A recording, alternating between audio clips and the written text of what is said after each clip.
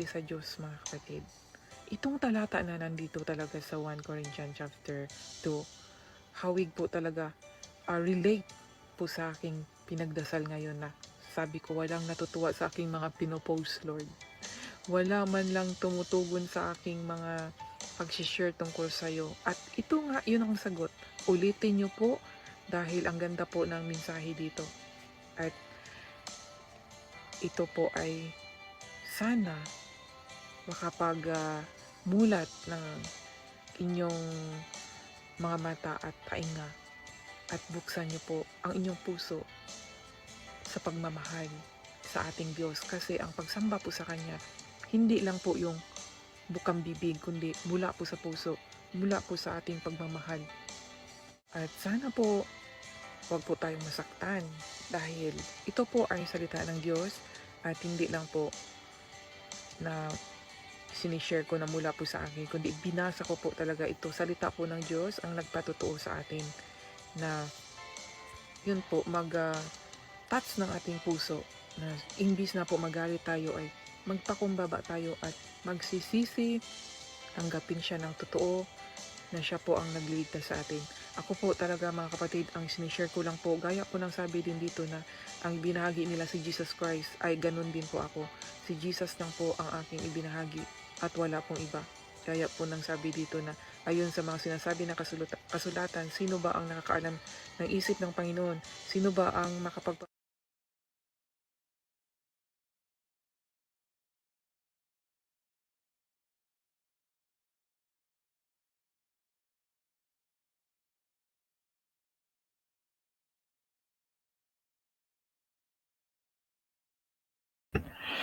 Good morning!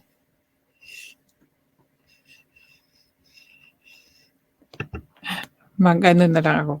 Hello, good morning, good afternoon, good evening, wherever you are right now. Today is March 8 na po. Naku, ngayon ko lang po talaga na-remember. March 8 na pala? Hindi ko talaga akalain. Kaya pala bigla. Wala po akong plano na wala po akong plano na pakita. Pero magpakita po ako. Amazing naman na-amaze ako kasi hindi ko po talaga akalain na ayan. Magsasalita po ako dahil gustong-gusto ko po ang talata na 'to. Pero bago ko po uulitin itong talata na 'to sa 1 Corinthians chapter 2, ang ganda-ganda po dito 'no, ay i-announce ko muna na March 8 na pala. Hindi ko talaga akalain, nakalimutan ko po na birthday po ng aking papa. Birthday ng aking late father. Patay na po yung papa ko, pero birthday niya ngayon at ito po yung date, March 8 din po ako humingi ng tawad sa asawa ko po nung nagkasala ako na kinonsensya talaga ako ng Diyos, ng Holy Spirit, 'no, through the Holy Spirit siyempre. Na-amaze talaga ako, hindi ko talaga akalain at hindi ko talaga inisip na, ay mag-live ako dahil gano'n. Ngayon lang nag-announce ako, nag-greetings po ako sa inyo na sabi ko, "Today is March 8." And then yun, nag-flash sa akin na, birthday pala ng papa ko at ito yung time 'no, ito yung araw, date na petsa na humingi ako ng tawad. Then after na humingi ako ng tawad, gumaan po yung pakiramdam ko, pero hindi pa po agad-agad na gumaan ano, basta na-feel na at least sabi ko, "Ay nasabi ko yung kasalanan na nagawa ko." Yun po yun, ang totoo. So, pero marami pang mga naisip din na mga masasama kasi nga nung time na yun, bad and good po yung naranasan ko kagaya ng sabi ko 'di ba, ah mental, pag-iisip, sa mind lang po. Walang friends, walang nakausap, ako lang. Yan po mga kaibigan. Big love shoutout sa aking viewers in the house. Thank you so much sa nag-greetings dito kanina. At ito po mga kaibigan, na-amaze lang po talaga ako, okey. Ulitin ko po 1 Corinthians chapter 2 at basahin ko po sa Tagalog kasi ang ganda po talaga nito at, tungkol po ito sa Holy Spirit 'no, na yun nga, yung mga taong merong Holy Spirit na ano, na filled with the Holy Spirit po sila. Basahin po natin uli kasi maganda po yung replay ang mga binabasa natin ka may dagdag ano, pang-unawa po 'no. Ako masabi ko talaga na hindi pa ako satisfied doon sa ibinahagi ko, eh. Dahil ang ganda na gustong-gusto ko po talaga na mas maunawang lubusan natin ang tungkol po dito. At sabi dito 'no, basahin ko sa una hanggang ano po, diretso-diretso po ang pagbasa ko hanggang 16. Tapos basahin ko lahat and then isa-isahin po natin o baka meron po kayo diyang maibahagi, i-share niyo po sa akin at babasahin ko po at, isa-isahin ko po ang bersikulo 'no, na yung pong sa naunawaan ko po. Sabi po dito, "At ako mga kapatid, nang pumariyan sa inyo ay hindi ako napariyan na may kagalingan sa pananalita o sa karunungan, na nagbabalita sa inyo ng patotoo ng Diyos.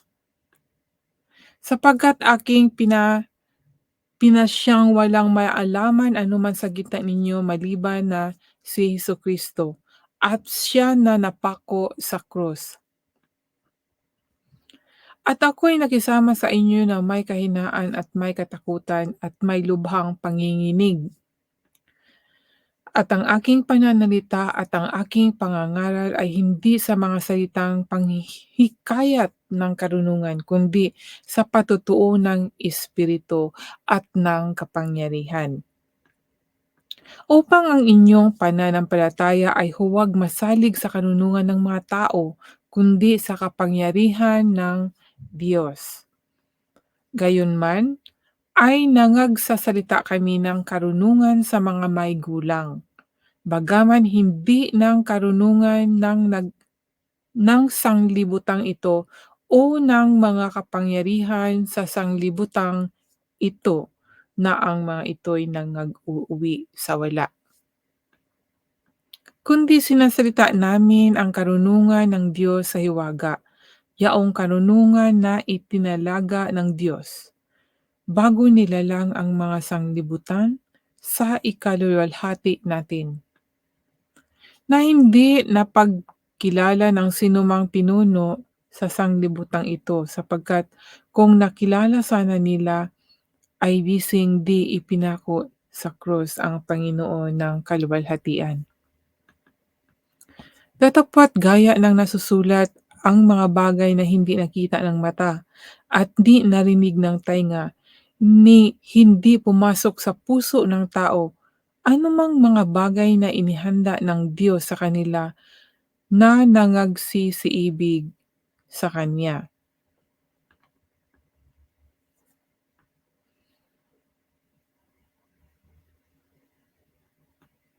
Ngunit ang mga ito ay ipinahahayag sa atin ng Diyos sa pamamagitan ng Espiritu, sapagkat nasisiyasat ng Espiritu ang lahat ng mga bagay, oo, ang malalalim na mga bagay ng Diyos. Sapagkat sino sa mga tao ang nakakakilala ng mga bagay ng tao, kundi ang espiritu ng tao na nasa kaniya. Gayon din naman ang mga bagay ng Diyos ay hindi nakikilala ng sinuman maliban na ng Espiritu ng Diyos. Ngunit ating tinanggap hindi ang espiritu ng sanglibutan, kundi ang espiritong mula sa Diyos, upang ating mapagkilala ang mga bagay na sa atin ay ibinigay na walang bayad ng Diyos. Na ang mga bagay na ito ay atin namang sinasalita, hindi sa mga salitang itinuturo ng karunungan ng tao, kundi sa itinuturo ng Espiritu na iniwawangis natin ang mga bagay na ayon sa Espiritu sa mga pananalig ayon sa Espiritu. Ngunit ang taong ayon sa laman ay hindi tumatanggap ng mga bagay ng Espiritu ng Diyos, sapagkat ang mga ito ay kamangmangan sa kanya at hindi niya nauunawa sapagkat ang mga yaon ay sinisiyasat ayon sa Espiritu. Ngunit ang sa Espiritu ay nagsisiyasat sa lahat ng mga bagay, at siya'y hindi sinisiyasat ng sinuman, sapagkat sino ang nakakilala ng pag-iisip ng Panginoon upang siya'y turuan? Sapagkat sino ang nakakilala ng pag-iisip ng Panginoon upang siya'y turuan niya? Tatapat na sa atin ang pag-iisip ni Kristo. Amen. So yan po mga kaibigan, ating pag-aralan ito mga kaibigan, verse by verse kung ano po, sa akin po kasi wala lang akong kasama, so kung ano po yung naunawaan ko po mga kaibigan. Dahil kanina po yung sa videos po, ano lang yun, yung ah, short lang po yung pagpapahayag based po sa naunawaan ko. So ngayon po na nandito po ako, ah, hopefully God sa pamagitan ng Espiritu Santo ay ipanawa sa akin at para akin pong maibahagi sa inyo. Ito po ang sabi sa unang bersikulo, "At ako mga kapatid nang pumarihan sa inyo ay hindi ako naparihan na may kagalingan sa pananalita o sa karunungan na nagbabalita sa inyo ng patotoo." Ito po yung sabi ni Saulo ni Paul 'no, na hindi po siya nagsasalita na may kagalingan, na hindi siya, kumbaga hindi sa naunawa ko po, hindi siya nagmamalaki o nagmamayabang na siya ay marunong 'no, dahil sinabi niya dito, hindi ako naparian na may kagalingan sa pananalita o sa karunungan na nagbabalita sa inyo ng patotoo ng Diyos. Minsan kasi 'no, minsan 'pag nagpapatotoo tayo tungkol sa Diyos, sa iba kayabangan ito. Ako parang naranasan ko rin po 'yan dahil, maano natin sa expression na sa mukha ng tao, eh.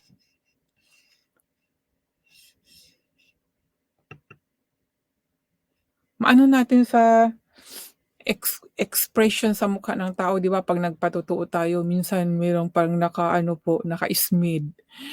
'Yan po based sa akin nagsasalita po ako sa salita ng Diyos at mahilig po akong magpatotoo, na minsan din nagpapatotoo ako sa loob ng simbahan o kahit saan pong mga service. Minsan na nakikita ko sa expression ng mga mukha, parang parang ano na nakakailang po. Kaya siguro nayabangan 'no o ano, dahil minsan ko ring narinig sa dalawa kong itinuturing kong kaibigan na sabi ko na merong milagrong nangyari sa akin. Dahil nung time na yon, 2012, yun pa yung, ah, first first year ko po yon mula nung yun nga napatawad 'no, naligtas.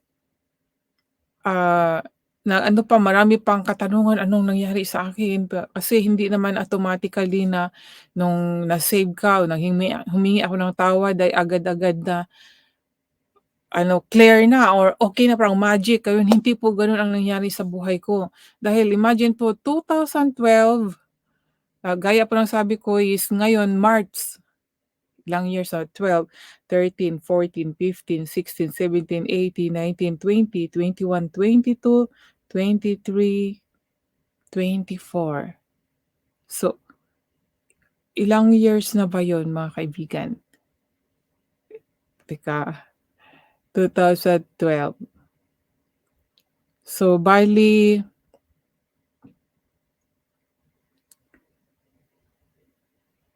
12,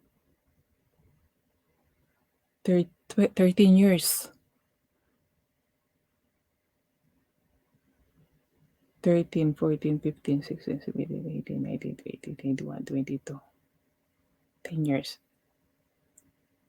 So 10 years, 13 years, sorry, not 10 years.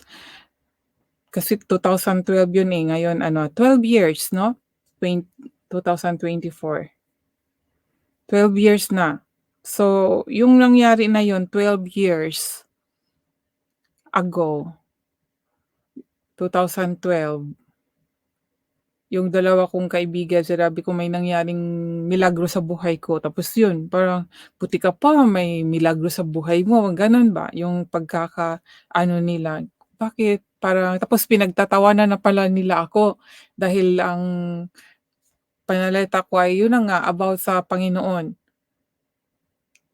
Yun at, doon ko naano na, hindi pala sila naniniwala kung may milagro sa buhay ko. Tapos kung mga kagaguhan doon naniniwala sila. Kaya yun, totoo nga 'pag once na binago tayo ng Diyos yung dating gawi natin ay mawawala na tayo doon 'no? At, yun nga thank God at wala na ako doon sa dating gawi at nandito na ako nagsasalita sa salita ng Diyos. So ganun din kay Paul na humble siyang nagsasabi dito na Hindi ako hindi ako napariyan na may kagalingan sa pananalita o sa karunungan na nagbabalita sa inyo ng patotoo ng Diyos. So sa verse 2, sapagkat aking pinapasyahang walang maalaman anuman sa gitna ninyo maliban na si Jesucristo at siya na napako sa krus. So ang gusto ni Paul dito ay si Jesus Christ lang ang kanyang pag-uusapan. Sapagkat aking siyahang walang maalaman anuman sa gitna ninyo maliban na si Jesucristo at siya na napako sa krus. So yan po yun mga kaibigan ano. So hindi para sa, ah, kanya, hindi para sa kay Paul na siya ay magaling kundi para kay Jesus Christ lang talaga kung kaya siya ay nagpunta, nag-share 'no, nagpahayag tungkol po kay Jesus Christ. So dito tayo sa verse 3, "At ako'y nakisama sa inyo na may kahinaan at may katakutan at may lubhang panginginig." Eh, siyempre dahil tao lang siya, ay makakaramdam din siya ng ganito lalo na sa noong unang panahon. 'Pag nagsasalita tungkol kay Jesus Christ ay 'di ba, sinasaktan, pine-persecute 'no? Isa na si Paul, siya ay dating persecutor 'pag yung mga taong nagsasalita tungkol kay Jesus Christ, 'di ba? Siya nga ang persecute kay Jesus Christ. Kaya nung nasa kay Jesus Christ na siya, alam niya na tutugisin talaga siya, 'no? Kaya 'yan ang sabi niya na, "Ako'y nakisama sa inyo na may kahinaan at may katakutan at may lubhang panginginig." So 'yan po yung naunawaan ko dito at sa verse 4, "At ang aking pananalita at ang aking pangangaral ay hindi sa mga salitang panghihikayat ng karunungan kundi sa patotoo ng Espiritu at ng kapangyarihan." Amen. So, si Paul, siya talaga ay tunay na naglilingkod sa Diyos. Hindi siya naghihikayat, hindi siya nagsasalita ng mga gaya ngayon 'di ba, na mga mga magagandang salita para maengganyo ka na umanib sa kanilang sekta o sa kanilang church. Imbis na kaligtasan ang isasalita, kayamanan or kapangyarihan ang shine-share. So yan po ang gusto ng mga tao, lalo na yung mga tao gusto natin ng karangyaan bagay 'no? Kaya 'pag nakarinig tayo ng mga salita na gaya ng iba na ikaw ay yayaman 'pag sumampalataya ka sa Diyos, ikaw ay magkakaroon nito, ikaw ay magkakaroon ng kapangyarihan. Yung mga ganyan po mga kaibigan. Totoo naman magkakaroon po tayo ng kapangyarihan, pero ibang kapangyarihan po yun.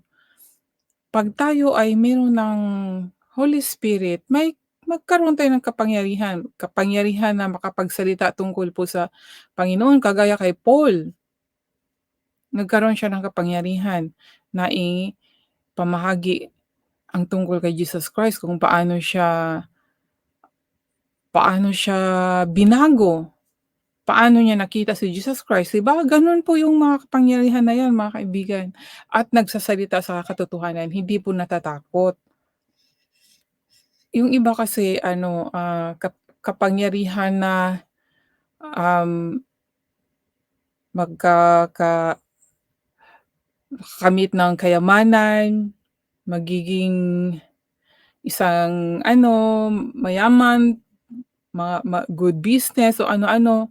Si Lord naman nagbibigay niyan, eh, why not, 'di ba? Ipagkait niya. Pero unahin natin yung tungkol talaga sa kanya mga kaibigan, about sa espiritu, 'no? Ang aking pananalita at ang aking pangangaral ay hindi sa mga salitang panghihikayat ng karunungan, kundi sa patotoo ng espiritu at ng kapangyarihan. Nung kapangyarihan tungkol po sa espiritu, hindi po yung kapangyarihan na yung dito sa mundong ito mga kaibigan. Dalawa kasing klase din ng power 'no? May power din yung kaaway ni Lord, ni God. May kapangyarihan din po. Teka muna.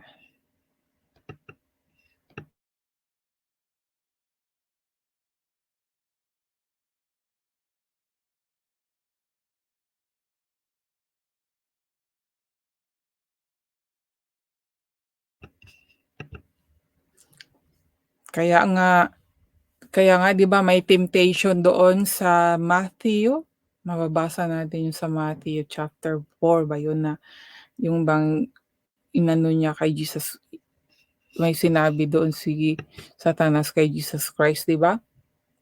Kung alam niyo po yung temptation, i-review po natin. Sa Matthew chapter 4. Dito po sa ano, ito po temptation 'di ba? Kung walang kapangyarihan yung kaaway ng ating Panginoon, hindi niya hihikayatin si Jesus Christ gaya ng sabi dito, ah, dito na lang po sa okey, dito sa verse 3. At ang panunukso ay dumating at nagsabi sa kanya, "Kung ikaw ang anak ng Diyos, ay ipag-utos mo na ang mga batong ito ay maging mga tinapay." O 'di ba? Datapat siya'y sumagot at sinabi na, "Sulat, hindi sa tinapay lamang na mabubuhay ang tao kundi sa bawat salitang lumabas sa bibig ng Diyos." So, kung walang kapangyarihan si Satanas, hindi niya tutuksohin si Jesus Christ. Lalo na dito sasabi dito sa okey, dito sa verse 8, muling dinala siya ng diablo sa isang bundok na lubhang mataas at ipinamalas sa kanya ang lahat ng mga kaharian sa sanglibutan at ang kaluwalhatian nila. O 'di ba? Kung walang kapangyarihan itong si Satanas, hindi niya tutuksohin si Jesus Christ na ganito. Pero dahil ang ating Panginoon ay more na makapangyarihan kaysa kay Satanas, kaya ang galing niyang sumagot. At sinabi niya sa kanya, "Lahat ng mga bagay na ito ay ibibigay ko sa'yo kung ikaw ay magpatira pa at sasambahin mo ako." Yun po, oh, imagine ang sabi ni Satanas 'no? Ang sabi ni Jesus Christ, nang magkagayoy sinabi sa kanya ni Jesus, "Humayo ka Satanas, sapagkat nasusulat sa Panginoon mong Diyos sasamba ka at siya lamang ang iyong paglilingkuran." O 'di ba? Nakaka-amaze. So, ang ating Lord Jesus ang more powerful. At itong speaking muna 'no, about kay Satanas 'no, talagang mayro'n siyang kapangyarihan dahil sinabi niya dito, siya po yung, ah, dito po sa sanglibutan kaya pa marami yung mga kahalayan po. Ang kanyang kapangyarihan ay hindi po mabuti, masama ang kapangyarihan po dito sa mundong ito 'no. Kaya mag-ingat po tayo mga kaibigan dahil itong si Satanas ay nagpapayaman din po ng tao. Makikita po natin maraming mga gumagawang hindi mabuti, pero masagana po yung buhay. Kaya pero mag-ingat po tayo dahil, sa mata ng Diyos hindi po yun ang kalugod-lugod sa Kanya. Hayaan natin sila kung sila, mga kilala natin, mga kaibigan natin, gumawa ng hindi mabuti at masagana yung buhay tapos tayo, nasa matuwid. Pero ito nagkaroon ng mga problema, huwag tayong maengganyo or mag-inggit. Kasi sinusubukan din sinusubukan din tayo. Gaya na sa pagsubok kay Job 'no, hinayaan ng Panginoon na subukin siya ni Satanas. Gano'n din po tayo, hahayaan din po tayo dahil susubukan ng ating pananampalataya kung gaano kahigpit ang pananampalataya natin sa Diyos. Kaya concentrate lang tayo, 'wag tayong kung nasa level na tayo, sa stage na tayo na pataas ang ating pananampalataya, huwag na tayong huminto. Continue lang para maabot natin yung tuktok ng bundok at doon makamit natin ang gantimpalang inalaan ng Diyos 'no? Kasi mahirap din po kasi yung sumampalataya tayo tapos pababa, pataas. Kailangan diretso lang. Focus on God, kung ano man yung nakikita natin para yung alam mo ng panunukso 'no, 'wag tayong magpaano sa tukso. Pray po tayo 'pag may mga tukso po tayong makikita. Dahil nga sinabi 'di ba, "The flesh is weak, but the spirit is, willing," 'no? Willing ang ating espiritu na gumawa ng mabuti o be strong. Ang ating laman ay mahina kaya yun po ang kaya ang gagawin natin ay pray lang po para lalakas po ang ating laman, espiritu at kaluluwa. Nabulol-bulod na ako. So balik po ako doon sa 1 Corinthians chapter 2 'no? Kasi hindi maganda po ang ano dito. So dito na po ako sa verse 5, "Upang ang inyong pananampalataya ay huwag masalig sa karunungan ng mga tao kundi sa kapangyarihan ng Diyos, that your faith should not stand in the wisdom of men but in the power of God." Ang aking panalita at ang aking pangangaral ay hindi sa mga salitang panghikayat ng karunungan kundi sa patutuo ng Espiritu at ng kapangyarihan upang ang inyong pananampalataya ay huwag masalig sa karunungan ng mga tao kundi sa kapangyarihan ng Diyos. Ayan po mga kaibigan 'no, klaro naman na, ah, huwag huwag tayong huwag tayong masalig sa karunungan ng mga tao. Dahil maraming mga tao din po magaling po silang share. Gagamitin nila ang salita ng Diyos, pero yun pala ay patibog lang. Marami 'di ba? Wala ba kayong nakikita? Example na lang talaga itong ano ni Kibuloy, 'di ba? Meron akong friends diyan na umanib sa kanya at sa Facebook tapos nag-comment ako sa kanyang post. Sabi ko, "Ay, miyembro ka pala ni ano, Kibuloy." Tapos, medyo nagkasagutan kami sa ano, sa kanyang post. At yun, umalis siya sa Facebook ko at ngayon kumusta na kaya siya? Tingnan pala talaga kung anong kahinatnan natin ano 'pag hindi maganda yung ating sinasalihan, pinapasukang ano, sekta.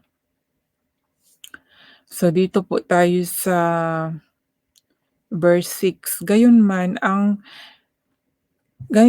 ay nangagsasalita kami ng karunungan ng mhm, gayunman ay nangagsasalita kami ng karunungan sa mga may gulang, bagaman hindi ng karunungan ng sanglibutang ito.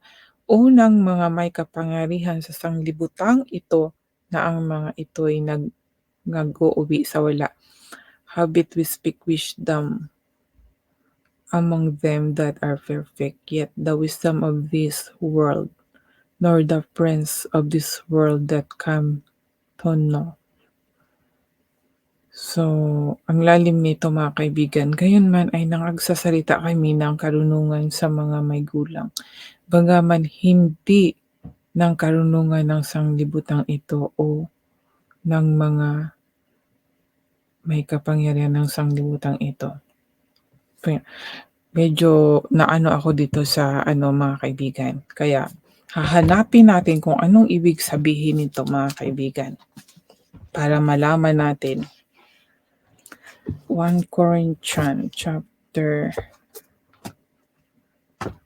2 verse 6, para malaman natin kung ano ang ibig sabihin dito, no?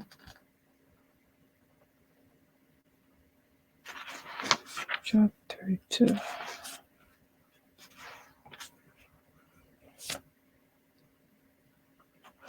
Hanapin natin kung ano ang Corinthians.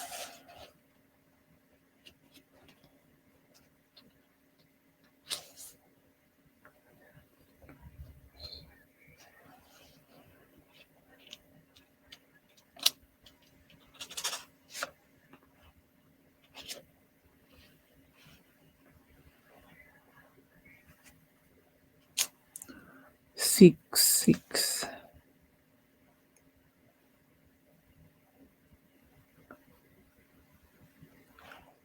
Kaya may nagsasalita kami ng karunungan sa mga may gulang, bagamat hindi ng karunungan ng sanglibutang ito. Unang mga may kapangyarihan sa sanglibutang ito na ang mga ito'y nag-uuwi sa wala. With the problems apparently unresolved, Paul was forced to pay. Tama ba to?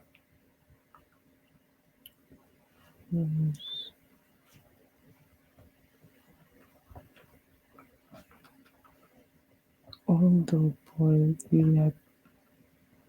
Study muna tayo mga kaibigan. Study ako ha. I-share ko po sa inyo. 1 Corinthians.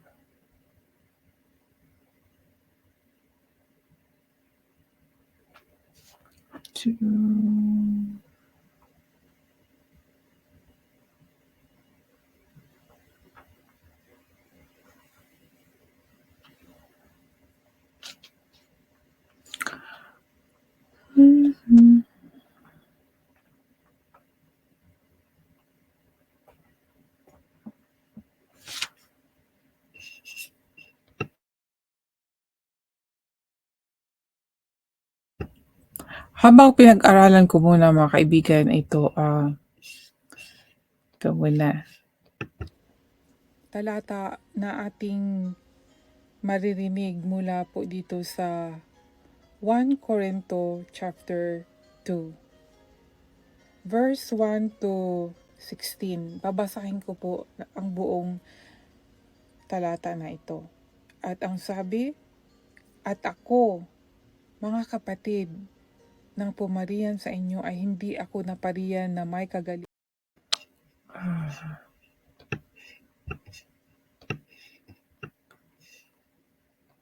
Babasahin ko lang po itong talata mula po sa 1 Corinto chapter 2. Mga kapatid, nang pumunta ako riyan upang ipahayag ang lihim na plano ng Diyos, hindi ako gumamit ng malalalim na pananalita o karunungan, sapagkat ipanasya ko na wala akong ipangangaral sa inyo, kundi si Hesus Kristo lang at ang kanyang pagkapako sa krus. Pumunta ako riyan na may kahinaan at nanginginig pa sa takot.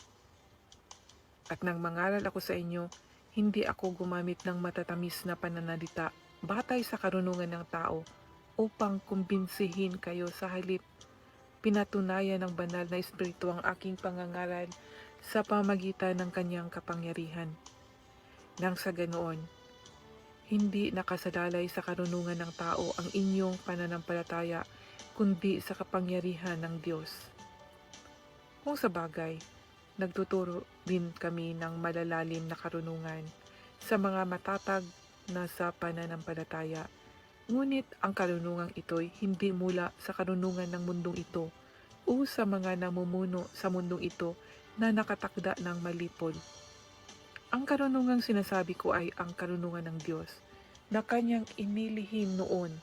Ito'y itinalaga niya para sa ating karangalan bago pa man niya likhain ang mundo. Ang karunungan ito ay hindi naunawaan ng mga namumuno sa mundong ito, sapagkat kung naunawaan nila, hindi sana nila ipinako sa krus ang dakilang Panginoon. Ganito ang sinasabi ng kasulatan: wala pang taong nakakita, nakarinig o nakaisip sa mga bagay na inihanda ng Diyos para sa mga nagmamahal sa Kanya. Ngunit ang mga bagay na ito'y ipinahayag na sa atin ng Diyos sa pamagitan ng Kanyang Espiritu, sapagkat ang lahat ng bagay ay nalalaman ng Espiritu, maging ang mga malalalim na kaisipan ng tao. Hindi ba't walang nakakaalam sa iniisip ng isang tao maliban sa kanyang sariling espiritu? Ganoon din naman, walang nakakaalam sa iniisip ng Diyos maliban sa kanyang espiritu. At ang espiritu na ito ng Diyos ang tinanggap nating mga mananampalataya. Hindi ang espiritu ng mundong ito, upang maunawaan natin ang mga pagpapalang ibinigay sa atin ng Diyos. Kaya nga ipinangangaral namin ang mga bagay na ito sa pamamagitan ng mga salitang mula sa banal na espiritu at hindi mula sa karunungan ng tao. Ipinangangaral namin ang espiritual na mga bagay sa mga taong pinanahanan ng espiritu. Ngunit sa taong hindi pinanahanan ng espiritu ng Diyos, hindi niya tinatanggap ang mga aral mula sa espiritu, dahil para sa kanya ito'y kamangmangan at hindi niya ito nauunawaan, dahil ang mga bagay na ito'y mauunawaan lamang sa tulong ng espiritu. Sa taong pinanahanan ng espiritu, nauunawaan niya ang mga bagay na ito. Mga tao na ngunit hindi naman siya maunawaan ng mga tao na hindi pinanahanan ng Espiritu ng Diyos. Ayon nga sa sinasabi ng kasulatan, sino ba ang nakakaalam ng isip ng Panginoon? Sino ba ang makakapagpayo sa Kanya? Ngunit tayo, taglay natin ang pag-iisip ni Kristo, kaya naunawaan tayo. Amen. Ito po mga kapatid. Ngayon lang po talaga, ito po ay na habang binabasa ko, naramdaman ko na tugon siya ng aking dasal na sabi ko, Lord, nagsishare po ako sa mga salita mo pero parang walang natutuwa po. At ito po, gaya ng sabi dito na yung tinatahanan lang ng Espiritu ang nakakaunawa. Ay sabi nga dito sa 1 Corinthians chapter 2 verse 15. Sa taong pinanahanan ng Espiritu, nauunawaan niya ang mga bagay na ito. Ngunit hindi siya mauunawaan ng mga tao na hindi pinananahanan ng Espiritu ng Diyos. Ayan po, ang sakit po doon sa mga taong sabihin na wala sa'yo ang Espiritu ng Diyos dahil hindi mo naunawaan ang salita niya. At dito, nakalagay naman po sa Biblia na ang nakakaunawa lang sa mga bagay na espiritual ay yung mga taong pinanahanan ng Espiritu ng Diyos. At yung hindi pinanahanan ay hindi makakaunawa. Hindi po ako ang nagsalita nito, kundi ito po, ayon po sa Biblia. Kaya po mga kapatid, kailangan po talaga natin ng pagbabago ng ating espiritu.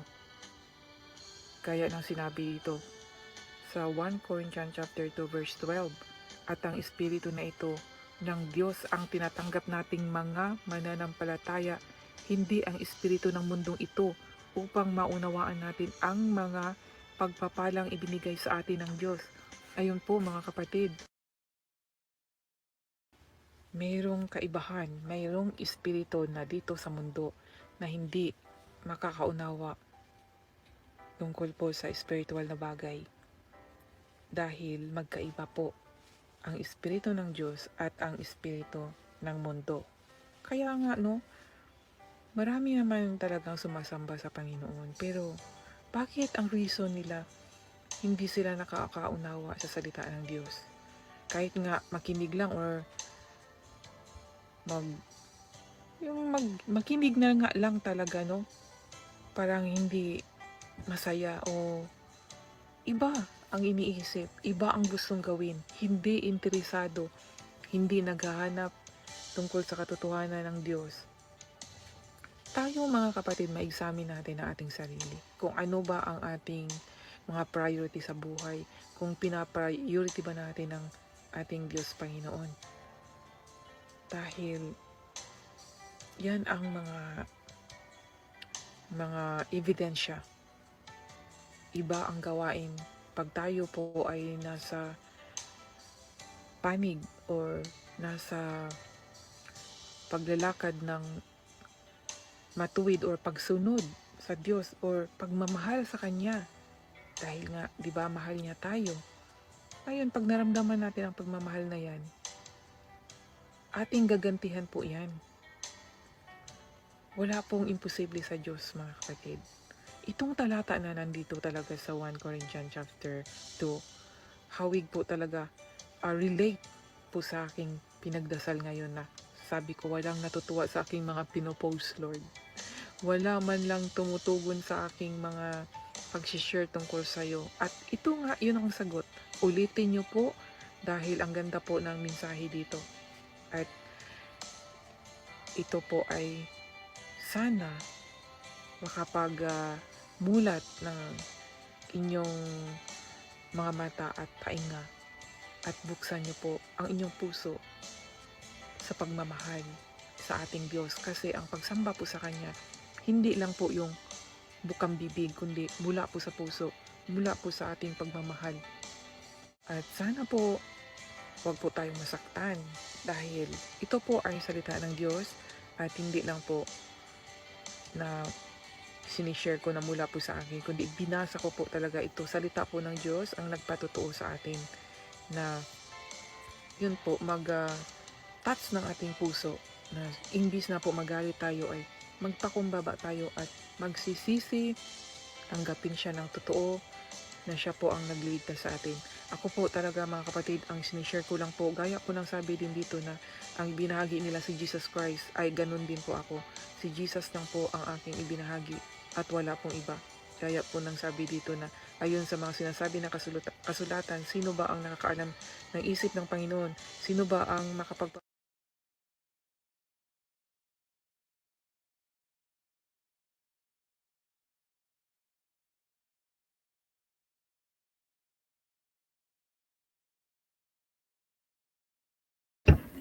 So yan mga kaibigan, balik po tayo dito sa 1 Corinthians chapter 2 verse 6, no?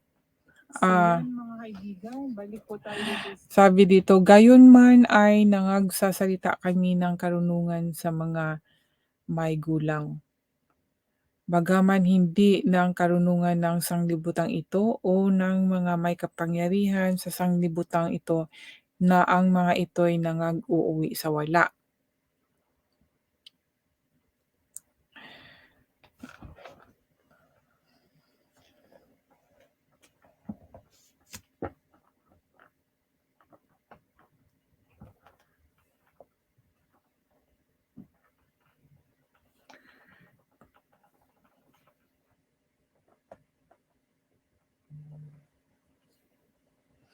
Tungkol po ito sabi ni Paul na ang salitang ito ay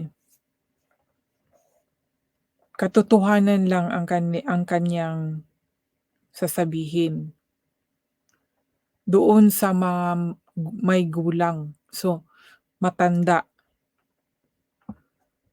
hindi doon sa mga bata, hindi sa matanda. Na gayunman ay nagsasalita kami ng karunungan sa mga may gulang, bagaman hindi ng karunungan ng sanglibutang ito.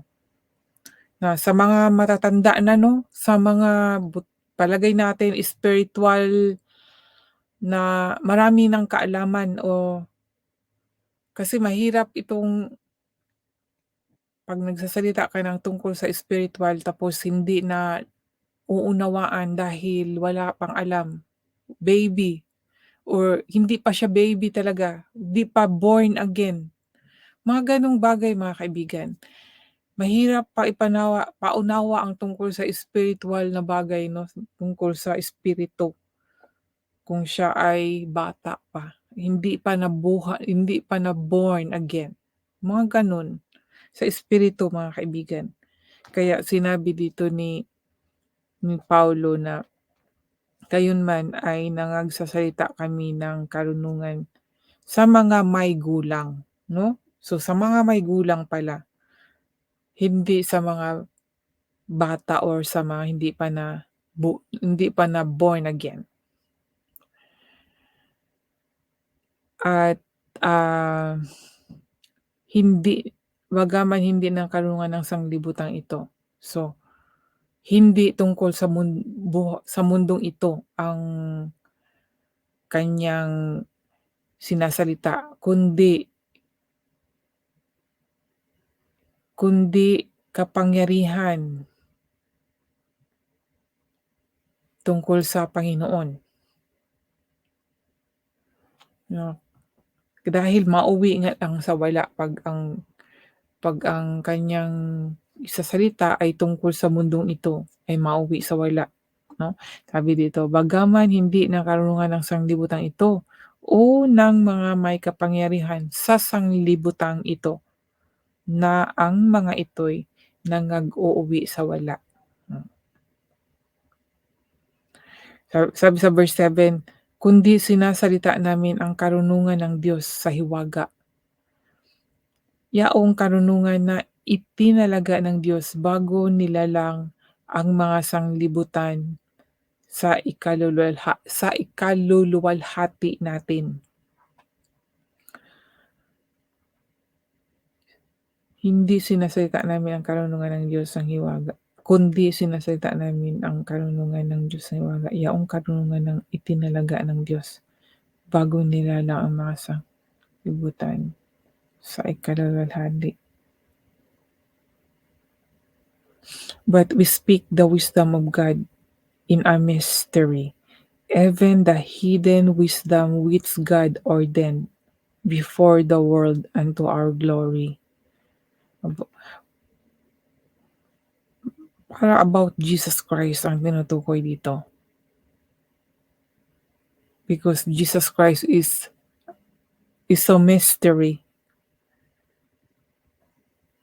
and He is the hidden wisdom, no? Even the hidden wisdom which God ordained.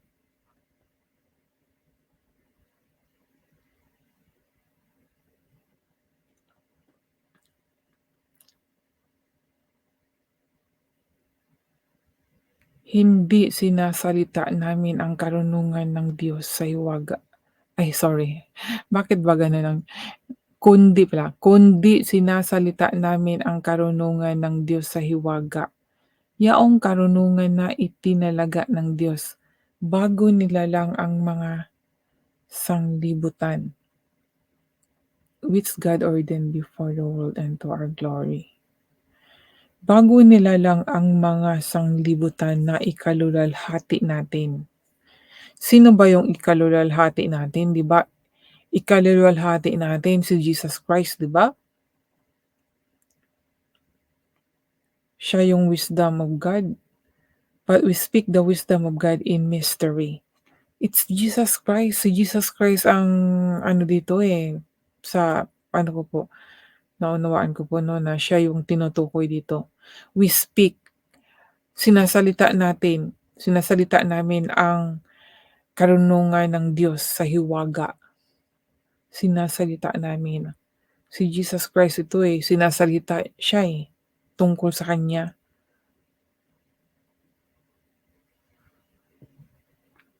at siya yun, bago nilalang ang sanglibutan ay siya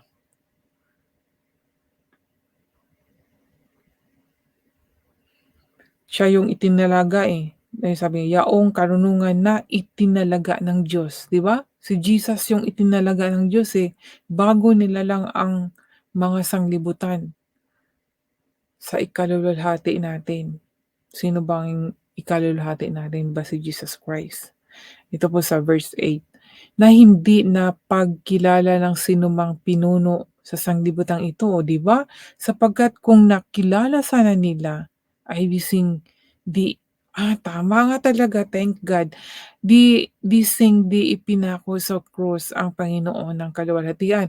O 'di ba nandito, klarong-klaro, sabi ko sa ano, dito sa verse 7 si Jesus Christ ang tinutukoy dito, at dito sa verse 8 klarong-klaro, dahil kung sinabi dito, kung nakilala sana nila na hindi sana nila ipinapako sa cross, 'di ba?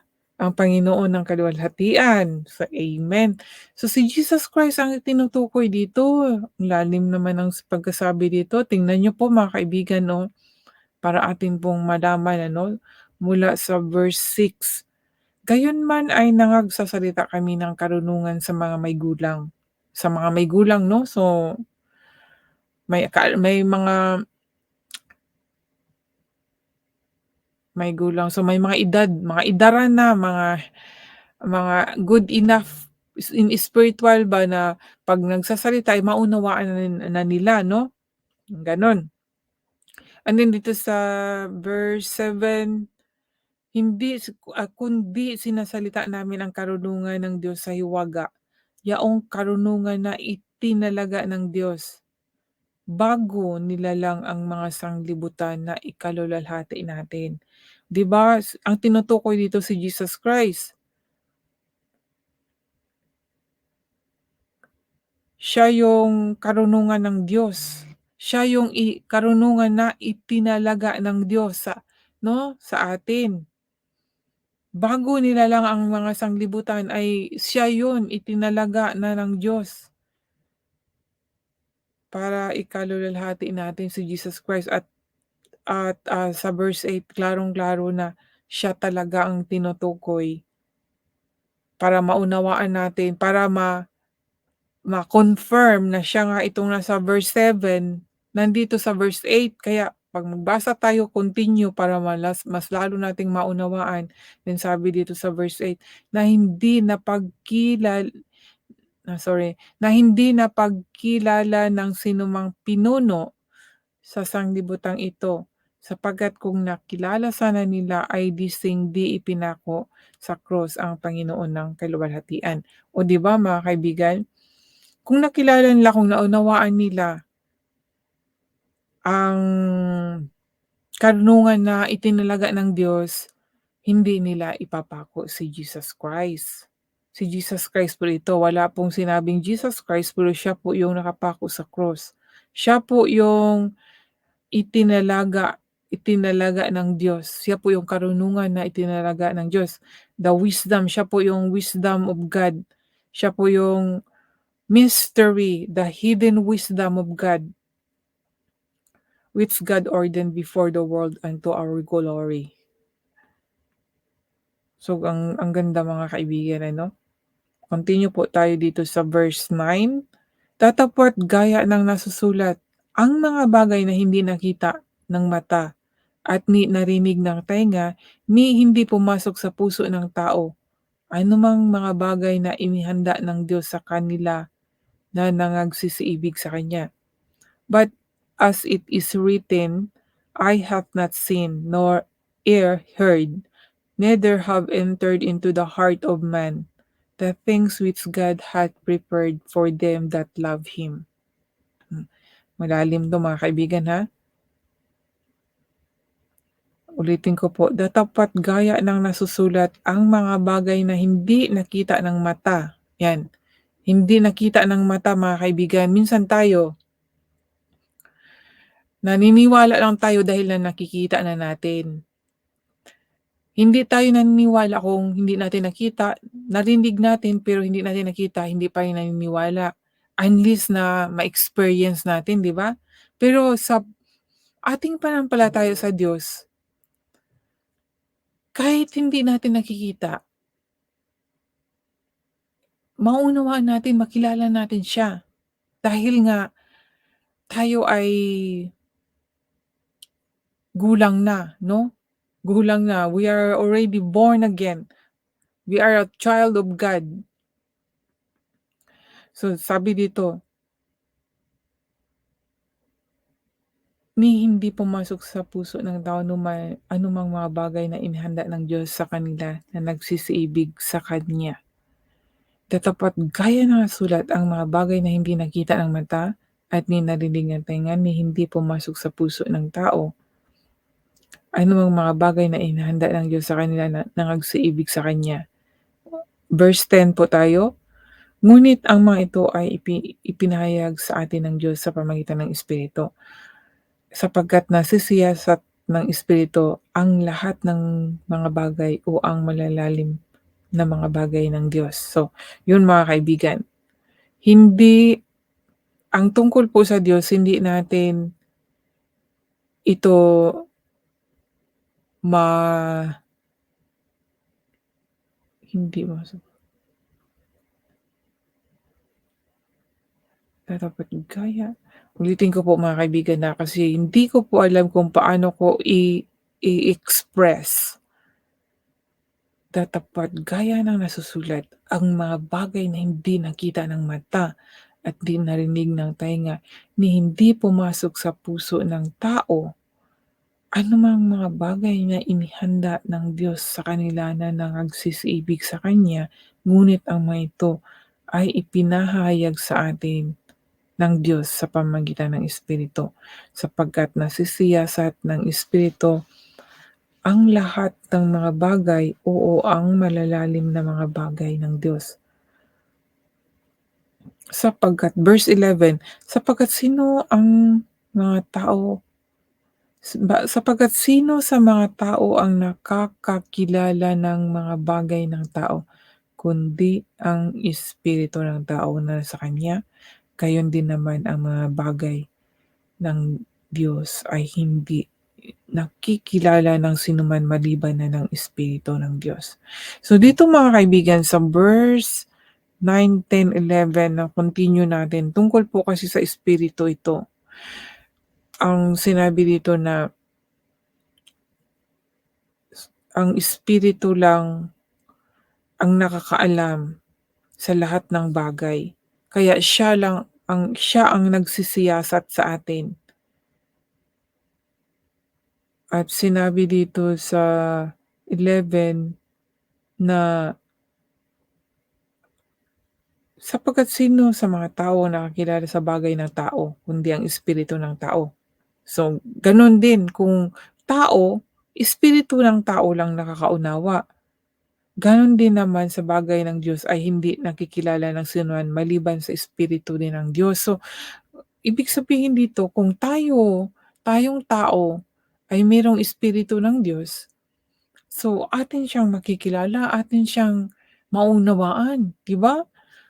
'Yun yung pagkakaunawa ko dito mga kaibigan, kung wala tayong espiritu ng Diyos, hindi natin siya maunawaan, hindi natin siya makikita, hindi natin siya maririnig. Paano tayo communicate kung ang ating espiritu ay espiritu ng tao, 'no? Hindi espiritu ng Diyos dahil may sinabi dito, sapagkat sino sa mga tao ang nakakilala ng mga bagay ng tao, kundi ang espiritu ng tao, 'di ba? So wala pa siyang espiritu ng Diyos. Espiritu pa lang natin yung Paano ba natin unawain ito, espiritu ng tao? Ito pa yung tao na makamundo, 'no? Wala pa siyang espiritu ng Diyos. No, punta tayo sa verse 12 mga kaibigan. "Ngunit ating tinanggap hindi ang espiritu ng sanglibutan." Oh, 'di ba, may another naman. Itong espiritu ng tao, itong espiritu ng sanglibutan ay the same lang 'yan. Ito na yung ano, yung espiritu ng kaaway ng Diyos. Dahil ito sa 'pag espiritu ng sanglibutan siyempre mga gawain ay pang-sanglibutan din, 'di ba? Mga kahalayan, enjoyment, marami. Pero ito, kundi ang espiritong mula sa Diyos, ngunit ating tinanggap hindi, 'no, espiritu ng sanglibutan. So, hindi natin tinanggap 'yan dahil tayo ay anak ng Diyos, tinanggap na natin ng Diyos. Ito ang sabi, kundi ang espiritong mula sa Diyos ang ating tinanggap, upang ating mapagkilala ang mga bagay na sa atin ay binigay na walang bayad ng Diyos. O, 'di ba? So, paano natin makikilala ang Diyos kung hindi mula sa Diyos ang espiritu? Kung hindi wala tayong espiritu ng Diyos, alam po 'yun mga kaibigan, kailangan natin ang ating katawan magkaroon ng espiritu ng Diyos. Kaya kailangan yung old spirit na makamundo, kailangan mabago po 'yun, yung mag-renew. So verse 13 mga kaibigan, na ang mga bagay na ito ay atin namang sinasalita, hindi sa mga salitang itinuro ng karunungan ng tao, kundi itinuro ng Espiritu, na iniwawangis natin sa mga bagay na ayon sa Espiritu ng mga pananalitang ayon sa Espiritu. Amen. So yun mga kaibigan ano, Espiritu lang po talaga. Kayo mga kaibigan, kung basahin niyo ang talata na 'to, examine po ninyo ang sarili kung ano po yung naunawaan ninyo dito. Kung may naunawaan ba kayo 'pag nagbabasa sa salita ng Diyos, kasi amazing po talaga itong salita ng Diyos, eh. May malalalim siyang mga word, mga hidden na na mahirap pong unawain. Pero 'pag once na meron po tayong yung espiritu ng Diyos, maunawaan natin, papaunawa po sa atin. Ang ganda, kaya kailangan po natin mga kaibigan, be filled with the Holy Spirit, the Spirit of Christ. Verse 14, ngunit ang taong ayon sa laman ay hindi tumatanggap sa mga bagay ng Espiritu ng Diyos. Ayun, kung kayo po ayaw niyo pong magbago, mag-renew, magsisisi, confess, paano kayo makatanggap ng Espiritu ng Diyos? Yung gaya ng sabi dito sa verse 14, ngunit ang taong ayon sa laman ay hindi tumatanggap, lalo na yung mahilig pa sa mga makamundong bagay, 'no? Mahirap pong ano, mahirap pong makakaunawa tungkol sa Diyos mga kaibigan. 100% true talaga itong 'pag tayo ay walang Spirit of God, we cannot understand His word. 100% po talaga. At examine niyo po ang sarili ninyo kung nakakaunawa po kayo. Bakit ayaw niyong magbasa ng Bible kung nakakaunawa kayo? Kung nakakaunawa kayo, tiyak may kagalakan po, may joy po sa puso. Talagang parang inspired magbasa. Kasi yun, Spirit of God na nasa atin, eh. Ang gusto doon ng Espiritu ng Diyos na nasa atin ay magbasa ng kanyang mga salita, and yun po yung parang 'pag naunawaan mo, para kang lumulutang sa alapaap, ang joy, para kang glory to God, talagang sobrang saya. 'Pag once na ma-examine mo, maranasan mo 'yan mga kaibigan, maranasan mo ang mga bagay na 'yan, talagang magagalak ka po at, talagang continue, amazing, basta ano, mag-glorify mo talaga ang Diyos. Maluluwalhati mo talaga siya na masabi mo talagang He's real sa buhay mo po mismo. sa buhay po natin mismo mga kaibigan. At sabi dito sa verse 15, "Ngunit sa espiritu ay nagsisiyasat sa lahat ng mga bagay at siya'y hindi sinisiyasat ng sinuman. But he that is spiritual judgeth all things, yet he himself is judged of no man." At siya'y hindi sinisiyasat ng sinuman. Sapagkat verse 16, "Sapagkat sino ang nakakilala ng pag-iisip ng Panginoon, upang siya'y turuan niya na tapat na sa atin ang pag-iisip ni Kristo." Itong sa last verse mga kaibigan nito, tatapat na sa atin ang pag-iisip ni Kristo. Ito po yun mga kaibigan, the whole whole chapter ng, Corinthian 'no, chapter 2, 1 Corinthians chapter 2, the whole things, ang masasabi ko po talaga na naunawaan ko na filled with the Holy Spirit and yung renew.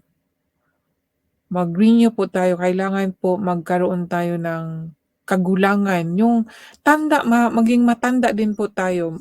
Kung kayo po ay Christian minsan makakarinig po kayo, baby pa yan." 'Di ba yun? Bago pa siyang born again ng Spirit. So, yung mga naunawaan niya ay konti pa lang. Kagaya nung ako po yung una 2012, 13, 14, lalo na sa akin talagang mga kaibigan, walang nagtuturo na hindi po ako sa simbahan kasi nakakarinig ng kagaya ng faith ko kay Lord sa pagbabasa lang talaga, sa pagbabasa ko lang ng Bible. And then, yun pala yun nga dahil baby pa ako marami akong gumagulo. Kaya nga sabi ko nga yung ko mental, sa mind po talaga dahil 'pag nagbasa ng Bible, totoo po yan 'pag walang guide ng Holy Spirit, iba yung maunawaan kaya nag-iiba yung pag-iisip 'di ba? Kaya kailangan talaga ng prayer.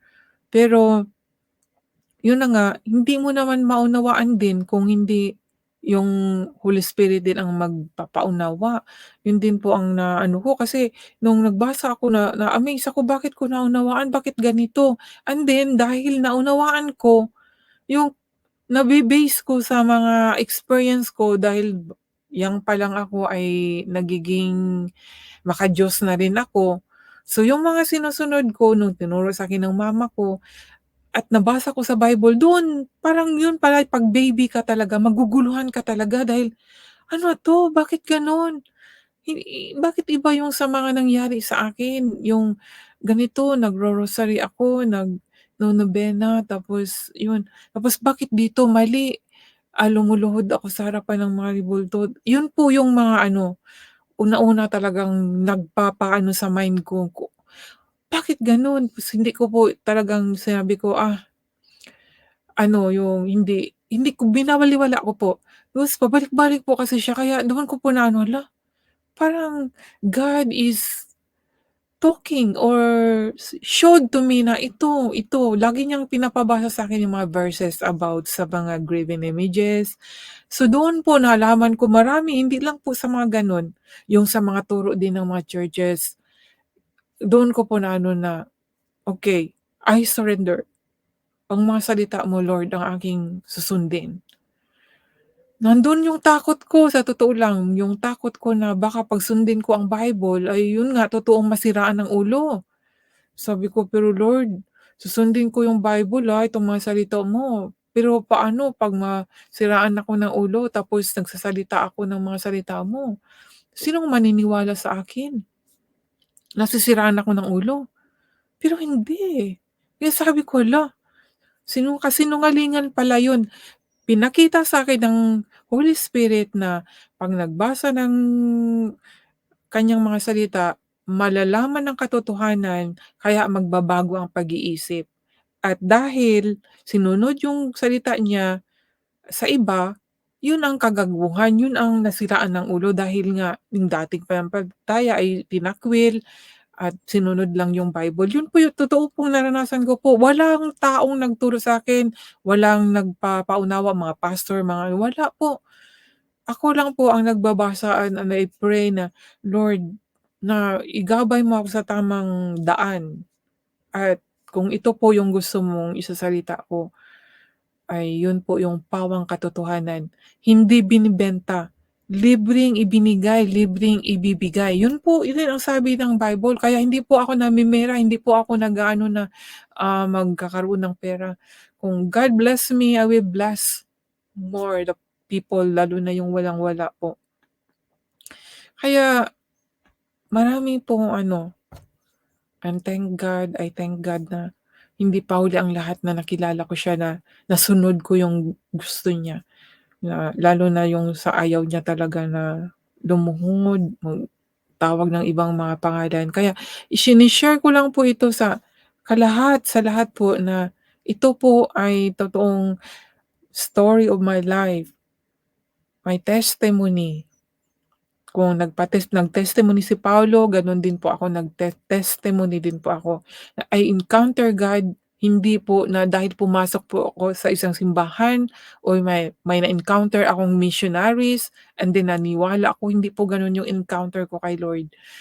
Sh Ano po yun, mismong sa sarili ko po, through internet po ginamit niya sa akin. Wala po din akong mga taong mga nagwawali sa akin, wala po. And Bible din po. Talagang ako ng Holy Spirit na magbasa ng Bible at doon po nalaman ko. Kaya nag-share po ako dito internet kasi I encounter God. Masabi ko, God talk to us in many different ways. And ito po yung boldness na ibinigay ni Lord sa akin to share the word, truth from the Bible. Kaya po, hindi po ako expert, gaya ng sabi ni Paul din, na hindi sa karunungan, kundi sa ano yung sabi niya na, ah,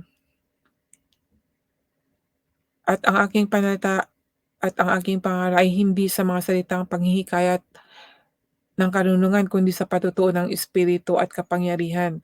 Gano'n din po ang sa akin. Upang, ang inyong pananampalataya ay huwag masalig sa karunungan ng mga tao, kundi sa kapangyarihan ng Diyos. Wala po akong maipagmalaki sa sarili ko, mga kaibigan. Ako ay nagpapasalamat lang talaga sa Diyos, kaya nandito po ako dahil sa sobrang gratefulness ko kay Lord sa ginawa niya sa buhay ko. Kaya hanggang ngayon, sabi ko talaga, "Lord, nandito ako, i-she-share ko ang katotohanan tungkol po sa'yo, Panginoon. Bigyan mo lang ako ng pangunawa." Hindi po ako nag-aaral ng Bible sa Bible school po. Maano po ako, talagang mabagal po nga din ang aking pag-self-study, mabagal po dahil sobrang busy po ako at nandito po ako nagse-share po sa inyo. Katunayan po, 2:00 na po dito sa lugar ko, mula pa ako sa trabaho, wala pa po akong tulog. Gusto ko lang po talagang mag-share tungkol po dito para po malaman ninyo na kailangan po natin magkaroon ng espiritu mula po sa Diyos. Kaya ang mapapayo ko po, confess, confess sa kung saan po kayo nagkasala, kung saan po yung talagang kasalanan na ginawa niyo. Siyempre kay God, si God alam na niya ang ating kasalanan. Pero kailangan natin mag-confess kung halimbawa kayo po ay adultery, nagnakaw, or ano man na commit niyo sa isang tao, puntahan niyo po ang isang tao na yun dahil yun po yun, isa sa instrument and very strong na, mapapatawad po talaga. Kasi mga works, kailangan natin ng works din. Hindi works para ma-save, hindi po. Because, yung bang act talaga, yung kung totoo kang nagsisisi, confess ka talaga, 'di ba? Hindi lang yung puro kay Lord, alam na ni Lord yun, eh. Kasi sa akin, mga kaibigan, sa aking experience 'no, always, "Lord, forgive me." Kay Lord lang ako nag-forgive. Pero yung taong ginawan ko ng kasalanan, kasama ko, hindi niya alam na nagkasala ako. Kaya lead by the Holy Spirit, hindi sa sarili ko po. Kasi sabi ko, ano naman, eh, yung maghingi naman ako ng tawad, pero good timing yung sa timing ko po, na sabi ko na maghahanap ako ng timing na maunawaan ako na yung maghingi ako ng forgive, pero hindi, eh. Ang Holy Spirit talaga. Ang Holy Spirit ang nag-lead sa akin para lumapit ako sa tao na kung saan ako naggawa ng kasalanan po. At ang araw na yun ay ganito, March 8, and today po yun. Kaya pala dito nag-live ako. Kaya God is so amazing. Yung live ko na 'to ngayon, masasabi ko na it's not really on my own will 'no. Basta meron akong parang ano, yung bang parang joy na parang happy ako na mag-live lang ako kahit na video live lang, pero hindi ko akalain na ito mag-appear ako mga kaibigan, kasi hindi ko talaga plano na mag-appear. And then, yun na nga sabi ko, "Ay sayang naman talaga, gusto ko talaga i-share ito, eh, yung naka-live." Kaya ito, nandito ako, and then nung pag-greetings ko po, balik ko po uli, sabi ko, "Good morning, good afternoon, good evening. Today is March 8."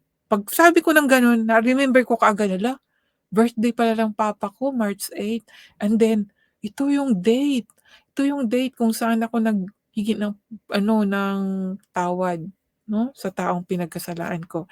At, yan po mga kaibigan, ang lahat na 'to, kailangan kailangan natin, very need na magkaroon po tayo ng, mind of Christ. Kaya sabi dito, "But, for who hath known the mind of the Lord, that he may instruct him? But we have the mind of Christ." So, we need to have the mind of Christ, mga kaibigan. If we have the mind of Christ, of course, we know the word of God. Yung mga, susi po. Yan po mga kaibigan. So, ako po ay magpapaalam na at salamat po sa mga nandito. At sana kung sino man ang makaka-view ng video na 'to, ito po talaga ay, ah hindi po ito yung expert na nagpapahayag or nagse-share, basta ito po nagbabasa ako at ibinahagi ko lang kung ano pong naunawaan ko. And I'm very, very eager po talaga na matututo sa salita ng Diyos, at kahit ganito po, simple ila-live ko po para po matututo din po kayo.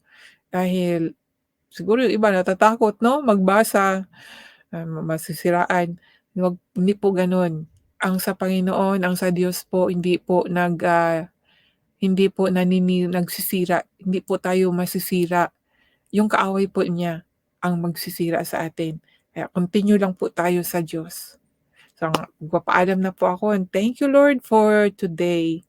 At, sa mga word mo po Lord, I becomes strong because your word is my inspiration, my guide, my my my strength, my power. Your word is my power because God is, from the beginning is the word, right? So God is word. So pag the word of God is in us, in our mind and our heart, so we have power, no? Power of God. So thank you. Thank you so much, and God bless po sa inyong lahat. Ako po magpapaalam na.